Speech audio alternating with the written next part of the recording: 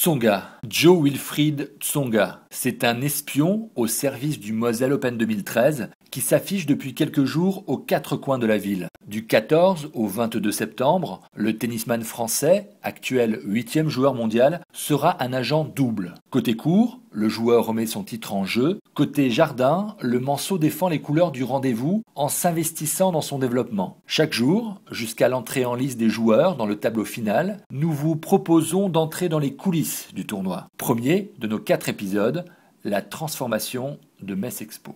Alors à contrario des arènes de Metz où il fallait d'abord qu'on démonte pour monter, là effectivement on récupère des halls vides, donc voilà, ça s'enchaîne très très vite, on démarre surtout avec les tribunes parce que c'est un très long boulot, on a 5000 places de gradins, et puis ensuite il y a les 4 cours à monter, et puis ensuite ça s'enchaîne, les différents espaces, le village public, le village VIP, tout ça s'enchaîne les uns derrière les autres. En fait il y a 4 lieux, on utilise les 3 halls en fait, de Metz Expo, un premier hall qui est concerné uniquement pour le jeu, donc avec un cours central et un cours numéro 1. Un deuxième hall qui est le hall public, donc, où là on a une partie shopping avec des boutiques et puis une grande partie restauration, ainsi qu'un fun park qui est le fun park monté par Decathlon.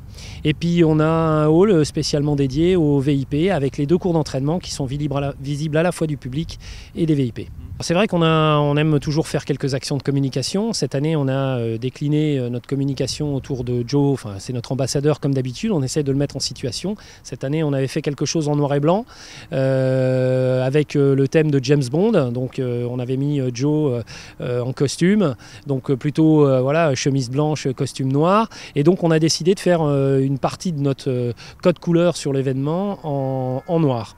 Et donc du coup, on s'est dit, et si on crée l'événement en essayant de travailler sur un cours avec une base de noir et une partie un petit peu plus claire qui sera le gris. On a demandé à l'ATP, effectivement, on a eu l'autorisation de le faire, donc ça va être un coût médiatique assez important de pouvoir faire ça. Et donc du coup, on a utilisé notre noir un petit peu partout, dans tous les différents espaces. On va retrouver le noir comme couleur de base. Et à tel point qu'on a décidé même de changer notre trophée. Et on a fait un nouveau trophée avec le Conseil général de la Moselle, qui est le même trophée, en tous les cas sur la forme, mais on a décidé de le changer, de le faire en noir.